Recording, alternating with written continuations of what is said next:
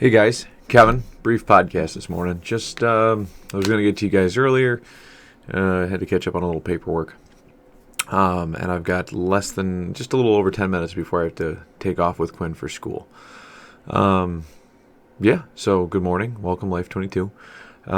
Today's a new day. Got up this morning feeling well. Got some paperwork done. But something I wanted to talk about in the last podcast. I don't have the book with me, but if you follow me on Twitter, everybody that's a contributor on the show, unless they actually say their real name, we just give them stage names, like Tim the bartender and Bruce the painter and stuff like that. So, a good friend of mine, Paul, we're going to call him Paul the Good Husband, just because he's always doing these like big gestures, right? And from the outsider's perspective, sometimes it's over the top or unwarranted, or you know what I mean. If you know the guy, then you're like, all right. So we just call him Paul the Good Husband. That's a good stage name for him. So he gave me a book on to be a Jew, right? Which is my June-ish is that this entire month I'm going to live my life like a Jewish man. So this gives me a little help for the research because everybody slips up along the way when they're going down a new path, and even though it's only a month long, at least this gets me, it's at least one foot in the shoe. My yarmulke is on its way. But anyways, yeah, Paul lent me that book yesterday, which is going to be a good read, right? And I've been boning up on my Yiddish. So,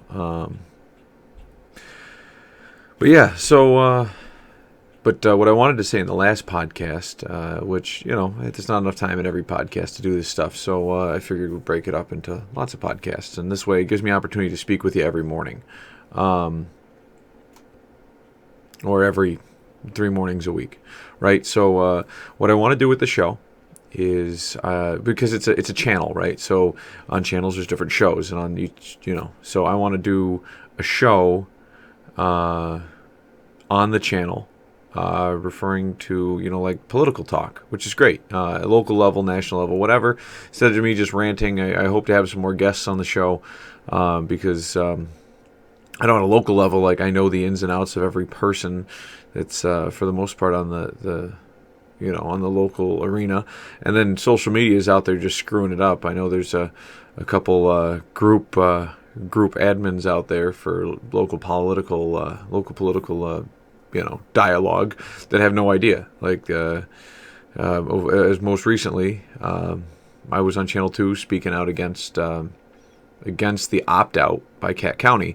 And, Jim Snyder was just, all for it, all for opting out. And a lot of people are like, vote him out of office, so he's out of office. But nobody knows that. Nobody seems to know anything, really, about very few people know anything about what's going on in the local politics and the local scene. So I figured, hey, why not fill people in? Because it's something I'm very, in tune to. And then and it also gives the candidates an opportunity to step on the show and, introduce themselves. And, it's good. It's good. So in addition to, other little things, like I do the Common Council, right? Like, so I'm on the Common Council, but I'm also filming it as Kevin the individual, not Kevin the alderman. But the law doesn't discern that when I'm at a council meeting. So because I'm the one who pushes record on the camera, it's technically a public record, which is also why it goes right up to YouTube, so that I don't, you know what I mean, and provide backup copies to the city per request.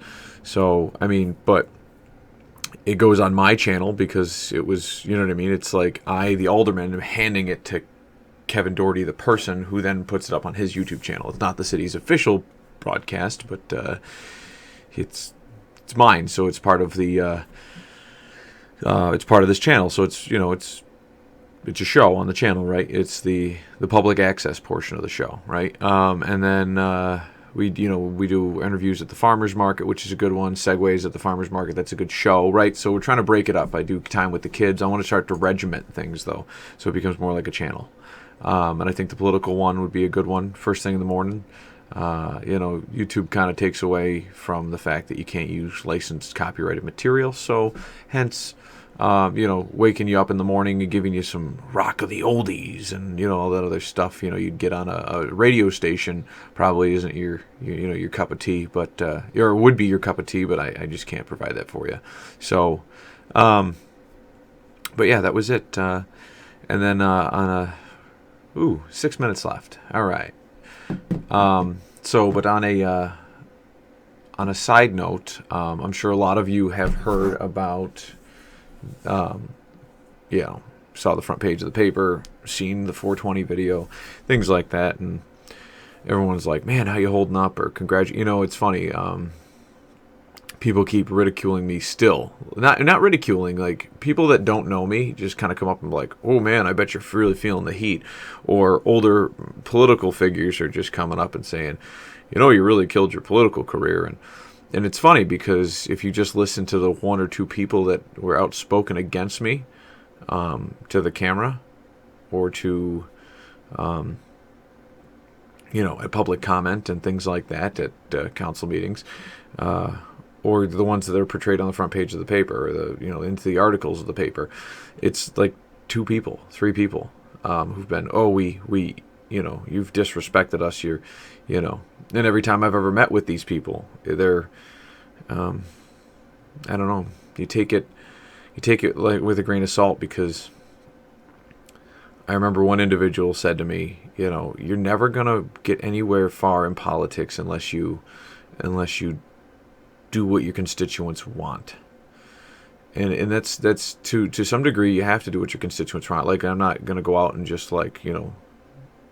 repeal like murder laws, right? We murderers go to jail, like that makes sense. But to sit there and repeal other things, right? Like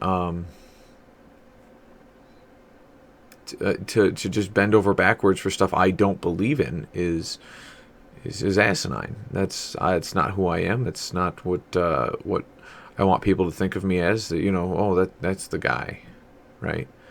That's the guy. We go to him. He gives us what we want. I'm not giving you what you want.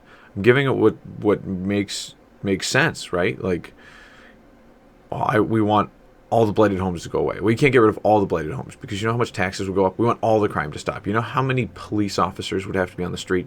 You know how much of an authoritative dictatorship this country would become if all crime was gone. You wouldn't be able to fart without a damn permit. You know what I mean? Like that's how bad it would be, and you would be like living in war-torn Germany. You know what I mean? Like,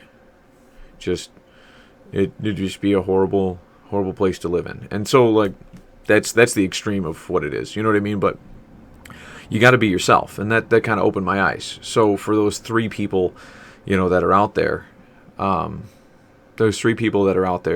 said, "Hey, boo," you know what I mean? And I'm sure there's more, but for every one person who ridiculed me, I had anywhere between 10 to 20 come up to me. I mean, they keep just flowing in. I keep just running up to strangers like, "Hey man, I've never met you, but I saw you on the front page of the paper," or "I saw you on Channel 2," or whatever, and good for you.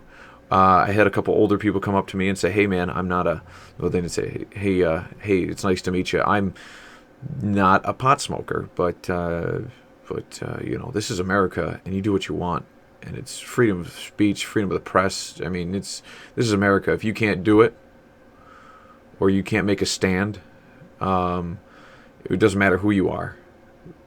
If you can't make a stand, then what's this country, right? Like that's the gist of a lot of the conversations I've had with older people. You get some of the people that walk the streets. I'm sure a lot of you have seen them. They just kind of walk up and down the streets, and you don't know who they are. They don't say much to you. They're walking everywhere, right? So you don't know their backstory. But I had a few of those people just come up to me. I've never met them. I've seen them. I'm like, "Hey, my name's Phil." One of the guys' names was Phil, and he came up to me. He stopped me. I was loading a truck, and he goes, "Hey man,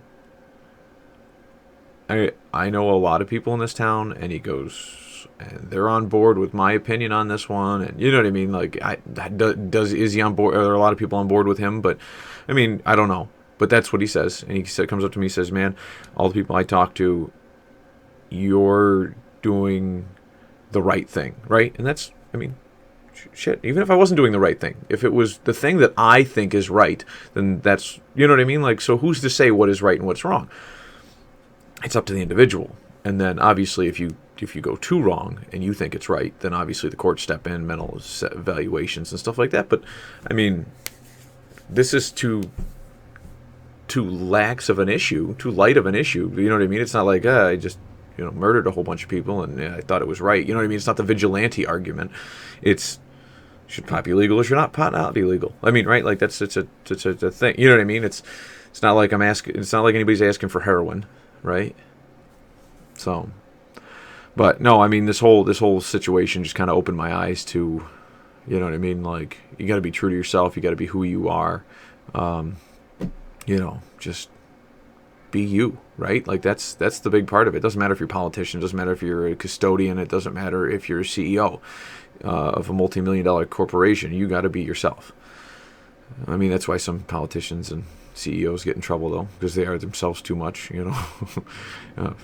Ted Kennedying their secretary into the river kind of thing. But no, I mean, just on a serious note, though, you got to be yourself. If you're an artist, if you like death metal music, go play death metal music.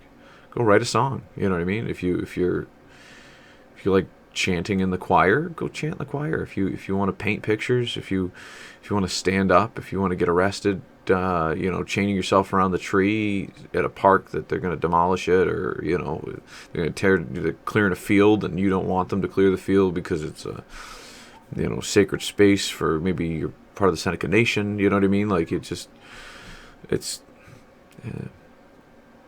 got to be you. You always got to be you. People forget that. And this was an eye-opener for me to, you know what I mean? Because eventually your eyes, you get tired and your eyes start to close. And, you know what I mean? You got to open your eyes every so often. You got to wake up, But yeah, guys, I've got 1 minute to step out that door and go get Quinn to school. So I will catch you guys tomorrow or Thursday. Not sure yet. So I will. I'll talk to you guys soon, and hopefully we can get some.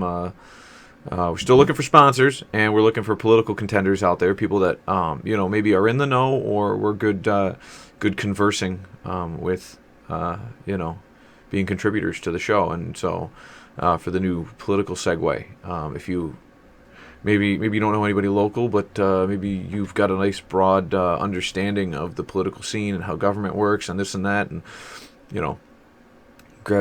creates good conjecture for listening and listening and viewers. So, all right, guys, peace.